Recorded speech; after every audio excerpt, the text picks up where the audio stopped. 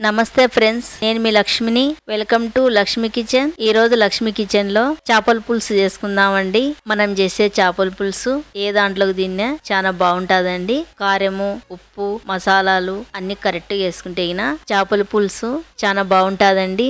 White rice లోకి గాని, colour rice లోకి గాని, పరోటాలోకి గాని, చపాతీలోకి గాని, జొన్న రొట్టె గాని చాలా సూపర్ గా ఉంటాదండి. ఇక్కడ నేను కేజీ చేపలు తీసుకున్నానండి. ఈ చేపలను నేను కట్ చేయలేదు. నేను మార్కెట్ పోయినానండి. అక్కడ చేపలను కట్ చేయించుకొని క్లీన్ చేయించుకొని వచ్చినానండి.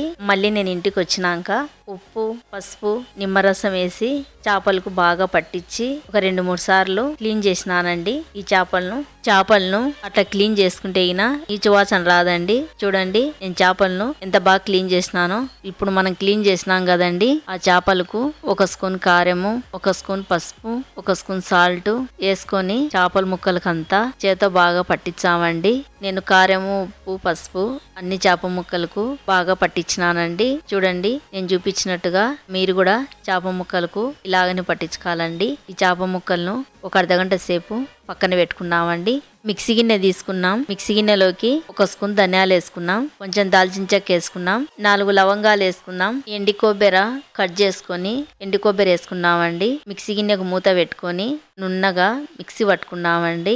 బరకగా లేకుండా కొబ్బరి, ధనియాలు అన్ని నున్నగా మెదగాలండి. లేకుంటే చేపల పులుసులో బాగుండదండి. చూడండి మిక్సీ గిన్నె చూపించన్నాను నేను. ఇక్కడ కొబ్బరి ముక్కలు మెదగలేదండి, నాకు దాల్చిన చెక్క కూడా మెదగలేదు. ఇప్పుడు మళ్ళా మనము కొన్ని జీడిపప్పులు వేసుకున్నాం, 1 ఇంచి అల్లం వేసుకుందాం, 1 ఫుల్ ఎల్లిపాయ గడ్డ అంతా తీసుకొని పొట్టు తీసుకొని వేసుకుందామండి. చిన్న ఉల్లిగడ్డ ముక్క వేసుకుందాం, కొన్ని వాటర్ వేసుకొని ఇది నున్నగా పేస్ట్ లాగా పట్టుకున్నామండి. చూడండి ఇప్పుడు మిక్సీ పట్టుకునే మసాలా పేస్ట్ చూపించున్నాను. బాగా నున్నగా మెదిగిపోయిందండి. ఈ మసాలా పేస్ట్ ను ఒక గిన్నెలోకి వేసుకుందామండి. అదే మిక్సీ గిన్నెలోకి 3 టమోటాలు తీసుకున్నానండి. టమోటాలను సన్నగా కట్ చేసుకొని మిక్సీ గిన్నెలోకి వేసుకున్నాం. వేసుకున్న తర్వాత ఈ టమోటాలను నున్నగా పేస్ట్ లాగా పట్టుకున్నామండి. అక్కడక్కడ టమోటా ముక్కలు ఏం కనిపించకూడదండి.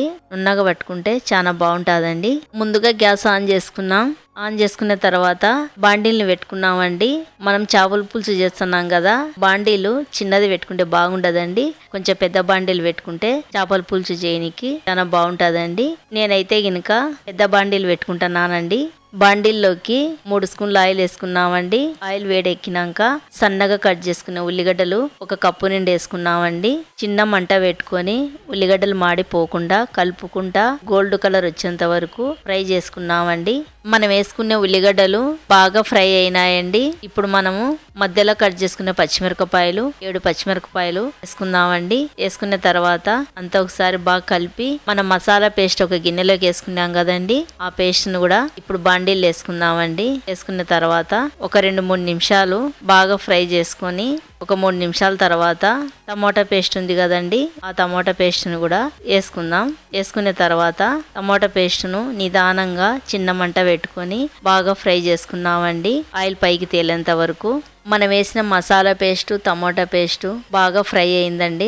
చూడండి ఇక్కడ ఆయిల్ కూడా పైకి వచ్చింది. మసాలా పేస్ట్ కూడా బాగా ఫ్రై అయిందండి. ఇప్పుడు మనము 1 స్పూన్ కారం వేసుకుందాం, 1/2 స్పూన్ పసుపు వేసుకుందాం, 1 స్పూన్ సాల్ట్ వేసుకుందాం. మనం చేపలలో కూడా కలిపేటప్పుడు 1 స్పూన్ వేసుకున్నాం కదండి, అందుకే మళ్ళీ ఇప్పుడు 1 స్పూన్ వేసుకుంటున్నాను. మళ్ళీ సాల్ట్ ఎక్కువ అయితే బాగుండదండి. చేపల కూర చేసిన తర్వాత చూసుకొని మళ్ళీ వేసుకోవచ్చండి. నిమ్మకాయ సైజ్ అంతా చింతపండును ముందే నానబెట్టుకున్నానండి. నానబెట్టుకున్న తర్వాత దీంట్లో పిచ్చలు పీచులు ఏం లేకుండా తీసేసినానండి. ఈ చింతరసము 1 గ్లాస్ ఉంటాదండి. ఈ చింతరసం వేసుకున్నామండి. నేను చూపించే 1 కప్పు నిండా వాటర్ వేసుకున్నామండి. వాటర్ వేసుకున్న తర్వాత అంతా ఒకసారి బాగా కలిపి బాండిల్ మీద మూత పెట్టుకొని మనం వాటరు చింతరసం వేసినాం కదండి, బాగా ఉడికించుకున్నామండి. బాండిల్ మీద మూత తీసి చూచామండి. మనం వేసిన మసాలా వాటరు బాగా ఉడికిపోతుందండి. మనం చేపలు ముందే కారము, ఉప్పు, మసాలాలు కలిపి పెట్టినాం కదండి, ఆ చేపలు తీసుకొని ఒక్కొక్కటి చేపల పులుసులో వేసుకున్నామండి. వేసుకున్న తర్వాత మనం గంటే తీసుకొని కలపకూడదండి. మనం కలిపినా కూడా స్లోగా కలపాలండి. కొంచెం కరివేపాకు వేసుకున్నామండి. వేసుకున్న తర్వాత బాండిల్ మీద మూత పెట్టుకొని చేపలను పులుసును ఉడికించుకున్నామండి.